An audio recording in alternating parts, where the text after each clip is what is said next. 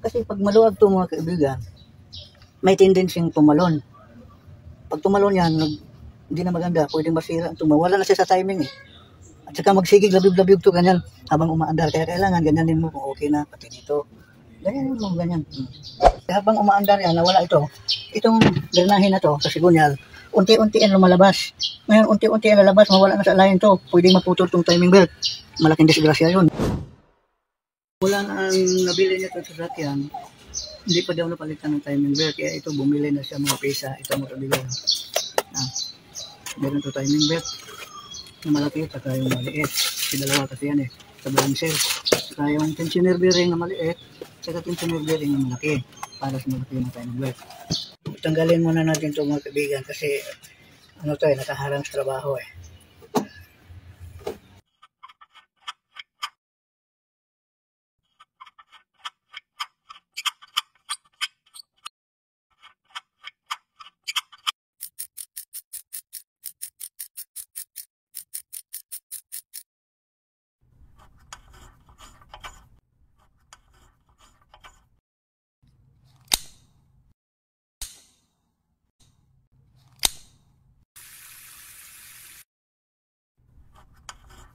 Tanggalin natin yung radiator para di masikip gawin magpalit ng timing belt.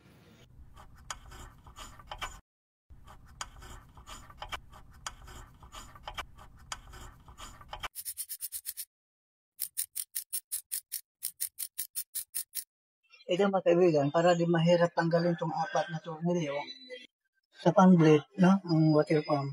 Kailangan habang nandito pa yung mga pump belt, luwagan na natin siya. Kasi pag wala na yung pump belt, mahirap na luwagan yan dahil pre-wheeling itong ano, yung ilisi niya, yung pan clutch niya pre-wheeling yan. At habang nandito pa ito, luwagan na natin.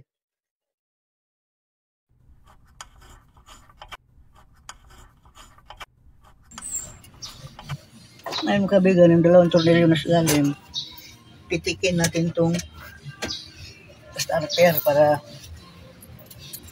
may lagay sa taas yung mga tornilyo na tanggalin.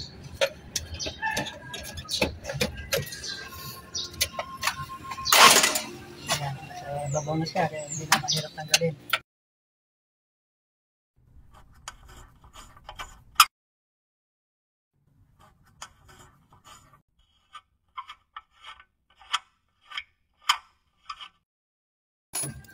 Tanggalin na natin itong pambag sa steering, power steering.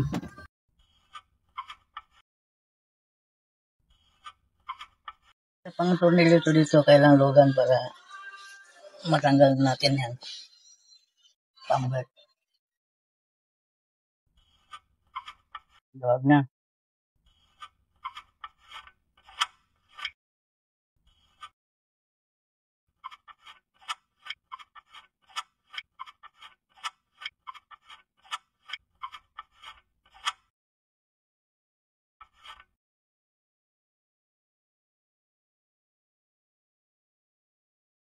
Yan.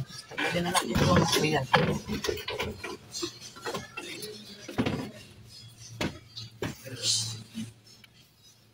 Sa camshaft pulley, matigas ito mga kaibigan. Para di tayo mahirapan, itikin na natin yung starter. Lagay natin ito dito. Huwag dito ha. Hahampas ng gano'n yun. Dito banda. Kasi ang ikot ng pulley ha, clockwise.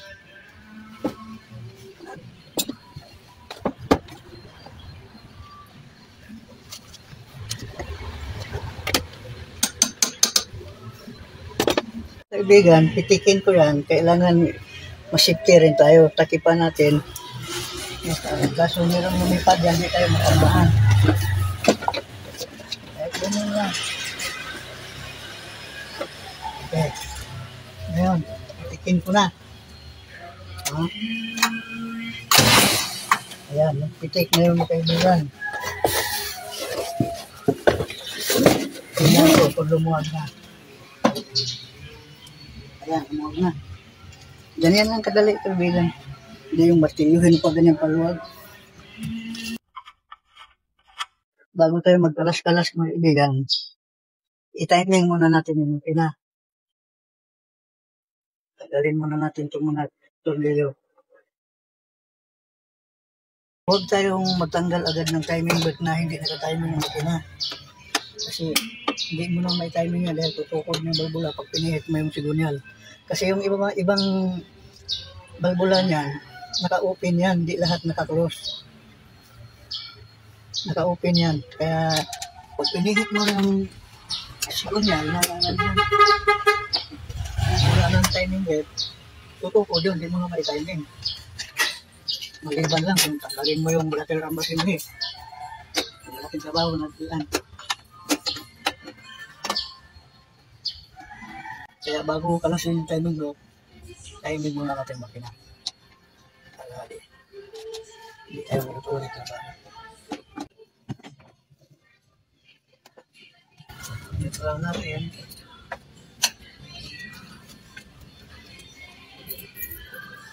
Siyempre, ang mga timing ito mga kaibigan. Ito, punasan natin.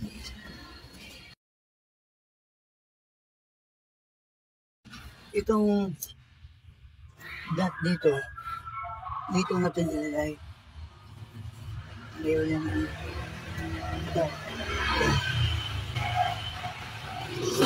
Tapos yung camshaft, hindi tayo nang dito rin. Kailangan dito rin ito. Yan. Ngayon, ito. Kaya pag pinihit ko yan, magtapat-tapat na yan sila.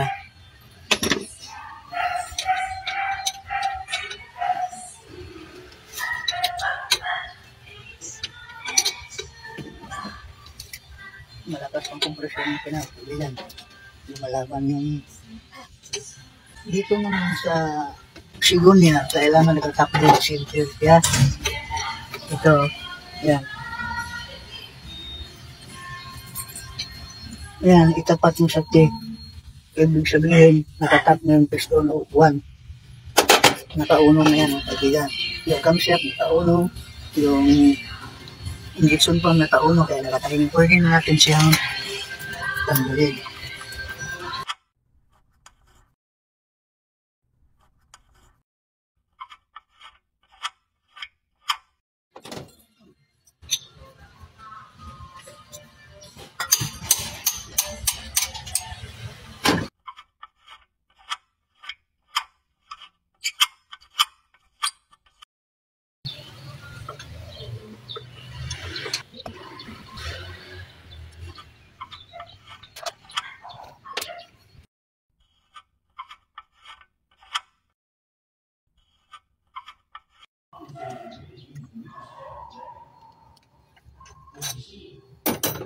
Tigas mo tornilyo. Ngayon na ito nabuksan ng kaibigan eh. Kahit maliit ng tornilyo GS. Tigas.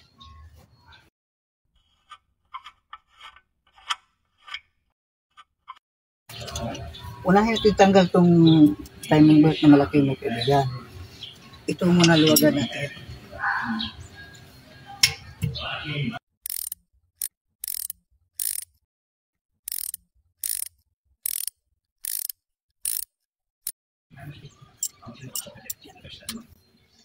Para di mahirap tanggalin yung timing belt mga kaibigan. Sikwatin natin dito.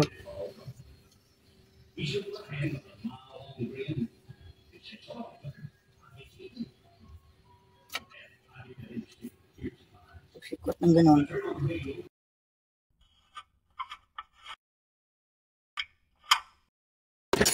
Para di siya mahulwag na. Kasi mahirap tanggalin yung kaibigan pag di mahulwagan ito.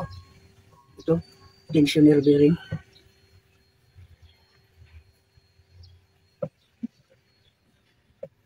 Original pa timing belt. Kahit yung tagal nang ginapalitan. Hindi mo talaga mag-uligalit pa sa.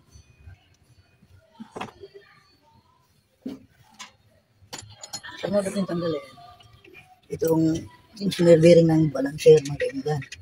Nakatago kung dito yan. Ito yan.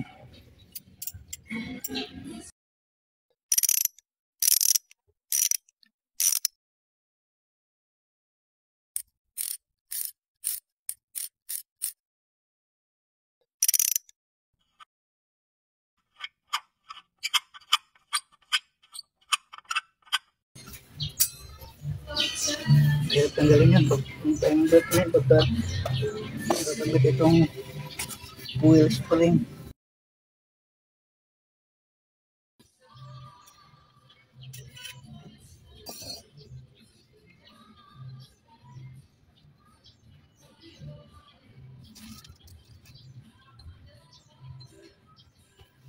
Bilangin natin. Kasi dito sa balancer na belt, mga kaibigan, dalawang klase ang ngipin nito. So, maliit sa balancer, mga kaibigan. Ngayon, titignan ko kung alin ang tama.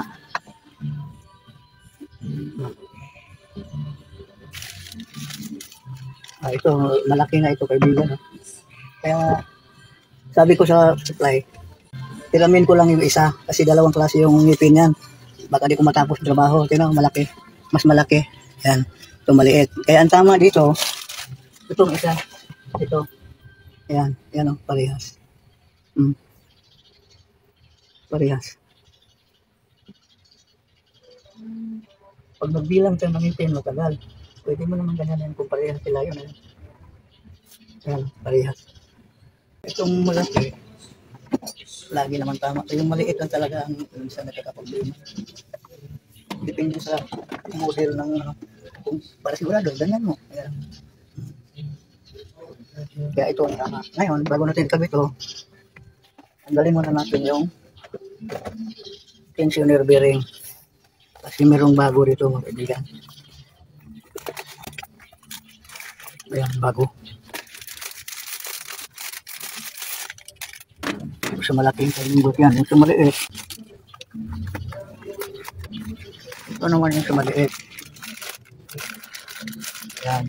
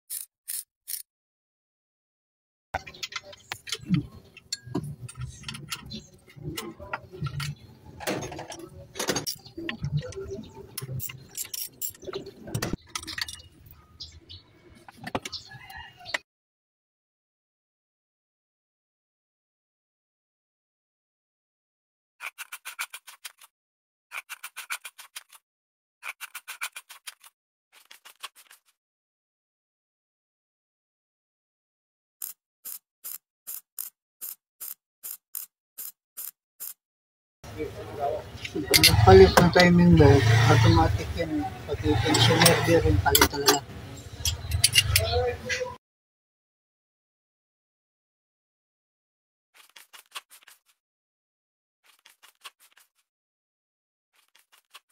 I-timing natin yun sa balancer, mga kaibigan. Ito. Yan. Meron ditong kanal. Tapat mo ng ganyan. Yan, tapat na siya. Meron yan dito. Ito. Ito. Kailangan itapat mo rin to. Yung balancer. Yan. Gamitan natin ang salamin para sigurado. Pag nagkabit ito, mga kaibigan, pag ganyan, kasi yung araw niya, papunta doon. Ang ikot ng makina kasi, pag umandar yan, clockwise, pag ganon. Hindi, pag ganyan, kasi hindi mo mabasa yung litra. Ganyan, pag mabasa. Kabit natin.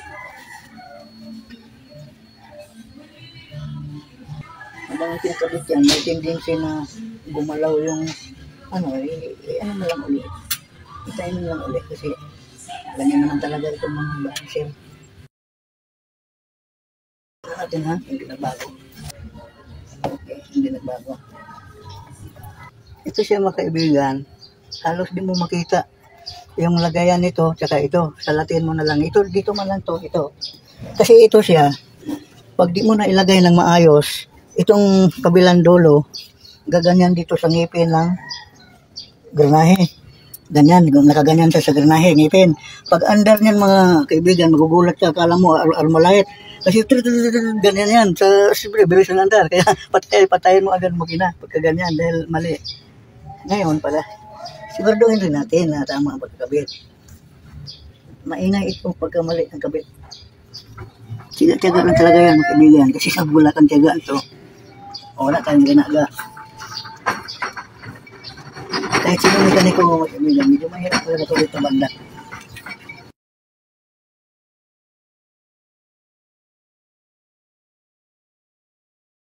Kasi ito siya, kailangan nakaganyan yan siya. Ganyan. Tapos yung isa dito, isabit mo dito sa may nakausli. Kasi diyan talaga nilalagay yan. Ngayon, di siya nakita. Pwede mo namang unahin yung sa ibabaw, sa ilalim. At least yung nasa ibabaw, nakikita.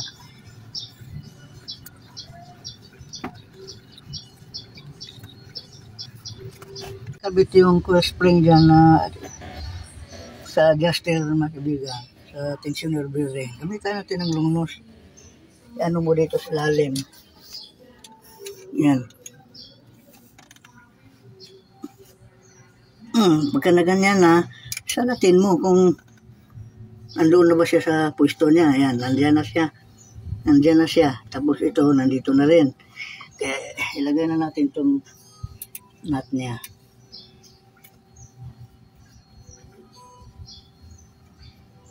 Yan. Tapos, anuhin mo siya kung tama na sa higpit. Kasi huwag tayong mag-adjust na sobra sa higpit dahil maliit lang itong timing belt ng balancer. Ito nga kadalasan unang maputol, mga kaibigan. Kadalasan. Buti hindi siya kakalso. Kung pag kumalso siya dito sa malaking timing belt, pati yung malaking timing belt, putol. Ito. Ano yung mga kaibigan, ha? Pag nalagay mo na to, ng ganyan, tingnan mo yung timing dito kung hindi nagbago. Ayan, ito. Ayan. Pagito natin itong pulya sa malaking timing belt. Punasan muna natin.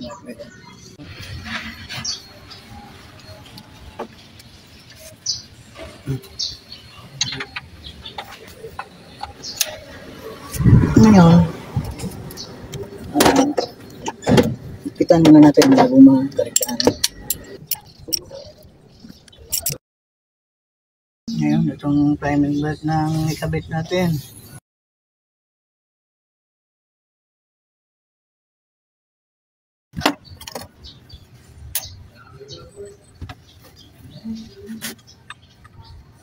Ito siya. Nandito yung timing. Nandito, kaya lagyan mo ng ganyanin mo lang. I-advance mo ng isang ngipin para pag binitawan mo, tama na. Tulad niya, no? Pag binitawan ko yan, tama na siya doon. Yan.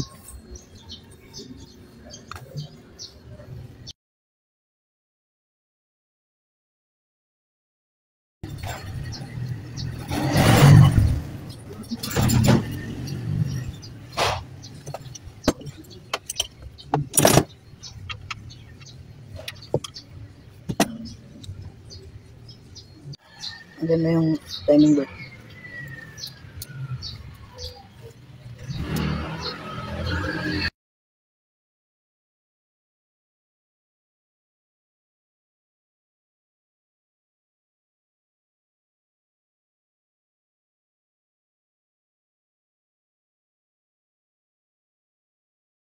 Siya ng vice grip na maliit kasi may katigasan itong spring na ito eh. Ganyan, no? Di ba?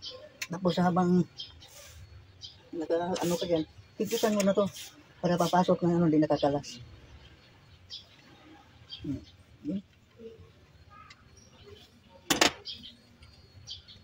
Ganyan lang magkabit ng kabigan. Tingnan maigi kung ito okay na, tsaka yung dito. Pag under makina, kumagos ng gano'n, di ang ingay dito, ito pipitik dito.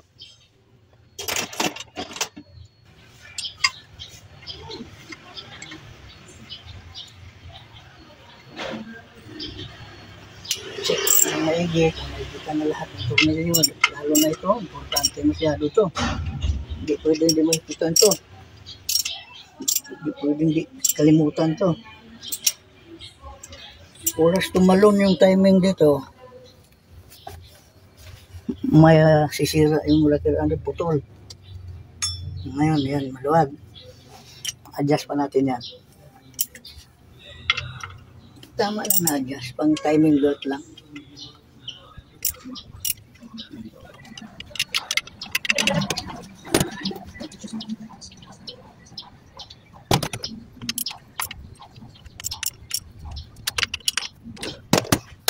Double check. Kasi pag maluwag to mga kaibigan, may tendency tumalon. Pag tumalon yan, hindi na maganda, pwedeng masira. Mawala na siya sa timing eh. At saka magsigig, labib-labib to ganyan habang umaandar. Kaya kailangan ganyanin mo kung okay na, pati dito. Ganyanin mo, ganyan. Okay na yan, kaibigan. Double check natin yung higpit mo. Gawin natin to para makita natin kung okay na ba. Wala bang problema. Pero hindi ko muna ilagay itong takip para makita natin yung mga trabaho ng timing belt yung sa balancer. Pero hindi natin siya paandarin na wala ang pulya.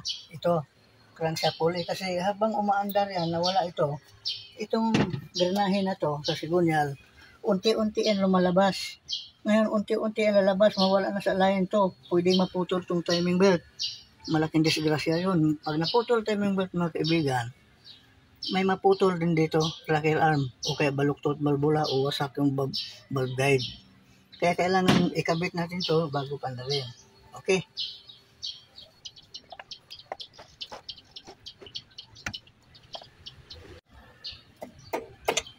Yan, lagyan natin.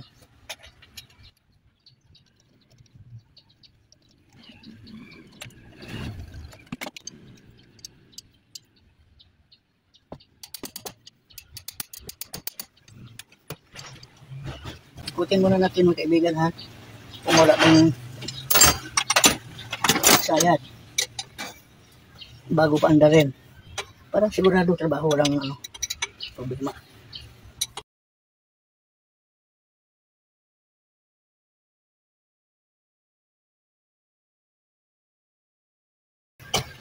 Naikot nyo na yung 134 to. Karing order. Pwede na natin siyang andarin. Pero kabit ko muna yung yung baterya. Kailangan kasi katanggal yan pag gumagawa para walang problema. Paandarin natin mga kaibigan ha. Ito, tingnan natin.